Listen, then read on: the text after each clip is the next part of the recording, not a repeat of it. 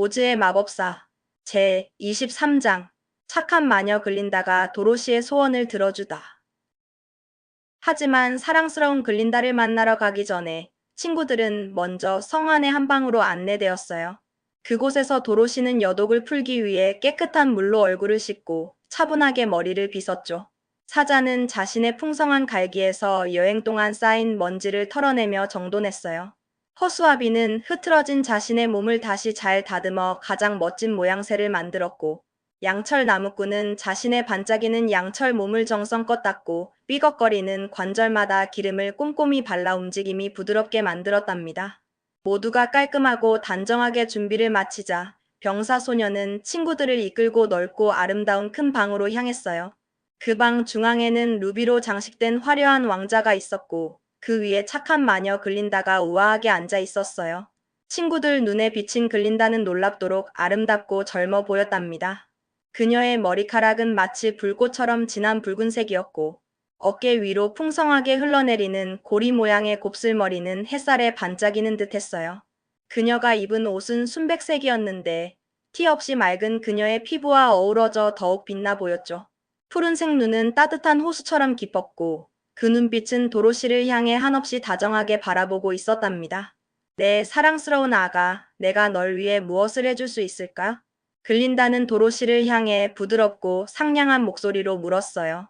도로시는 조금도 망설이지 않고 마녀에게 자신의 모든 이야기를 처음부터 끝까지 들려주었어요. 갑작스러운 회오리 바람이 자신을 고향 캔자스에서 멀리 떨어진 신비로운 오즈의 나라로 데려온 경위부터 길을 떠나면서 소중한 친구들인 허수아비, 양철 나무꾼, 그리고 사자를 만나게 된 이야기, 그리고 그들이 함께 겪었던 수많은 놀랍고 흥미진진한 모험들까지 하나도 빼놓지 않고 자세하게 말이죠. 지금 제가 가장 간절히 바라는 건요. 도로시는 작은 목소리로 조심스럽게 덧붙였어요. 바로 제 고향 캔자스로 돌아가는 거예요. 아마 이모엠은 제가 사라진 줄 아시고 너무나 슬퍼하실 거예요. 어쩌면 벌써 제가 죽었다고 생각하시고 상복을 입고 계실지도 몰라요. 그리고 헨리 삼촌은 올해 농사가 작년보다 나아지지 않으면 이모에게 새 상복을 해드릴 여유도 없으실 텐데. 도로시의 이야기에 글린다는 몸을 앞으로 살짝 기울여 눈물을 글썽이는 다정한 소녀의 사랑스러운 얼굴에 따뜻한 입맞춤을 해주었어요. 사랑스러운 내 마음의 축복을 그녀는 마치 속삭이듯 조용히 말했죠. 나는 내가 캔자스로 돌아갈 방법을 알려줄 수 있을 것 같구나. 그 방법은 분명 너를 고향으로 데려다 줄 거야. 그리고는 잠시 숨을 고른 뒤 한마디 더 덧붙였어요. 하지만 내가 그 소중한 방법을 알려주면 너는 가지고 있는 그 황금 모자를 나에게 주어야 한단다. 기꺼이 드릴게요. 얼마든지 가져가세요. 도로시는 마치 꿈을 꾸는 듯 기쁘고 설레는 목소리로 외쳤어요. 이제는 그 모자가 제게 아무 쓸모가 없어요. 게다가 그걸 가지시면 날개 달린 원숭이들을 3번이나 부리실 수 있잖아요. 그 모자의 힘이 대단하다고 들었어요. 내가 딱 3번 그들의 도움이 필요할 것 같구나. 글린다는 도로시의 순수한 마음에 감동한 듯 예쁜 미소를 지으며 말했어요. 도로시는 품속에서 황금 모자를 꺼내어 글린다에게 공손히 건넸어요. 그러자 착한 마녀는 이제 허수아비에게 시선을 돌려 물었어요. 도로시가 우리를 떠나 고향으로 돌아가면 너는 앞으로 어떻게 할 생각이니? 저는 에메랄드 시티로 돌아갈 생각입니다. 허수아비가 침착하게 대답했어요. 위대하신 오즈께서 저에게 그 도시의 통치자 자리를 맡겨주셨고, 에메랄드 시티의 사람들도 저를 진심으로 좋아해 줍니다. 다만 한 가지 걱정되는 건 에메랄드 시티로 가는 길에 있는 망치머리 언덕을 어떻게 넘어가야 할지 모르겠다는 거예요. 제가 혼자 힘으로 그곳을 지나는 것은 너무나 위험한 일입니다. 걱정하지 마렴. 황금 모자의 힘을 이용해서 날개 달린 원숭이들에게 너를 에메랄드 시티의 문까지 안전하게 데려다 주라고 명령하마. 글린다가 다정하게 말했어요. 그렇게 훌륭한 통치자를 에메랄드 시티의 사람들에게서 빼앗는 건 너무나 안타깝고 슬픈 일이니까.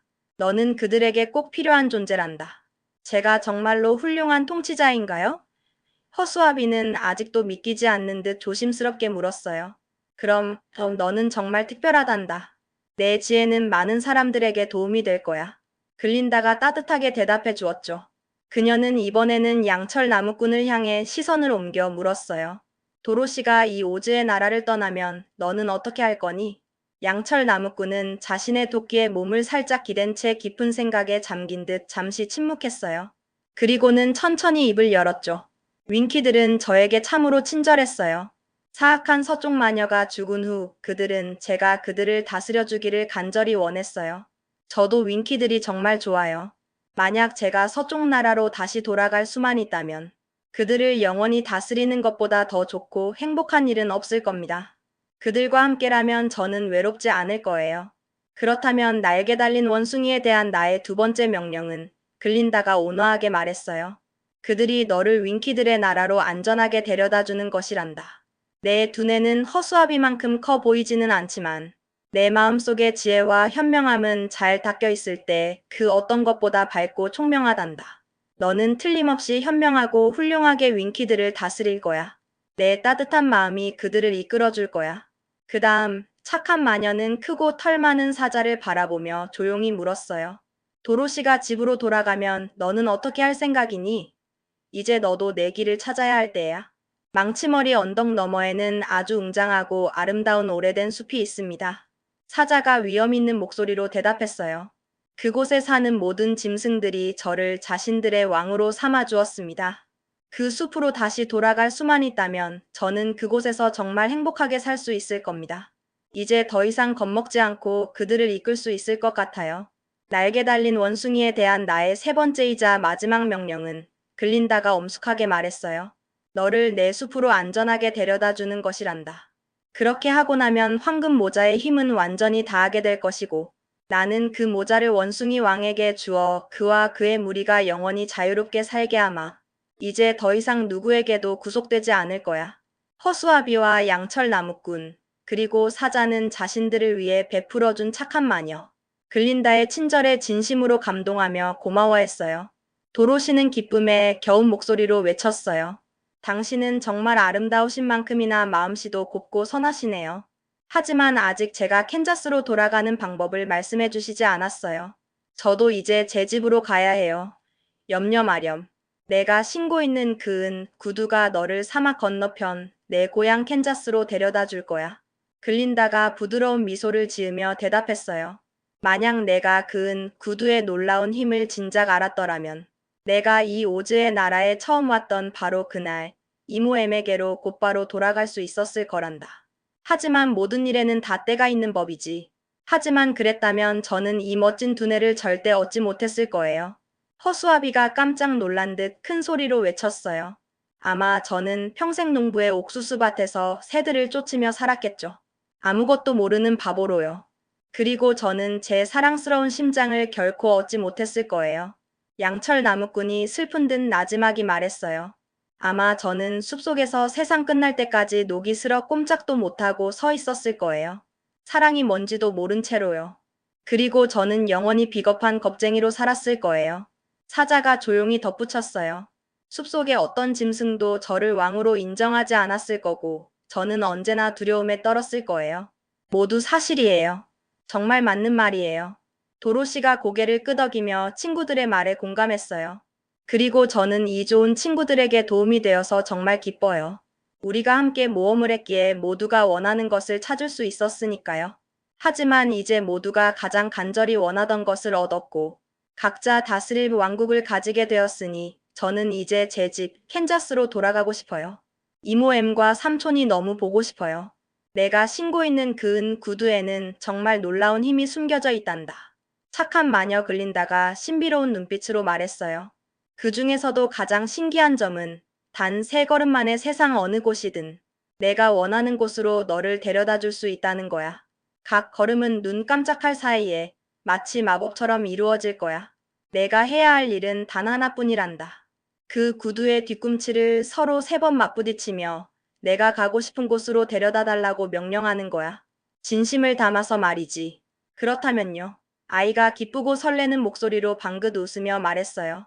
지금 당장 캔자스로 돌아가 달라고 부탁할게요.